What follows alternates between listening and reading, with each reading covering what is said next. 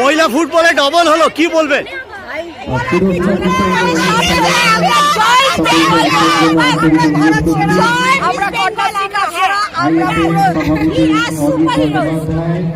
IFA সচিব Anirban Dutta, IFA executive secretary, মহিলা ফুটবলে দ্বিমুকুট হলো, কি বলবেন?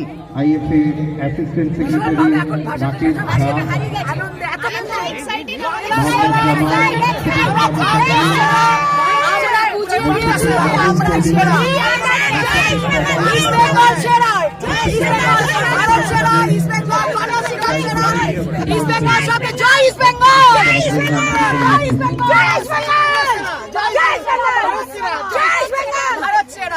ইন্দ্রাণী, মরশুমের শুরুতে অনেক চড়াই উতরাই পেরিয়ে এইখানে পৌঁছালে, এটা কতটা চ্যালেঞ্জিং ছিল?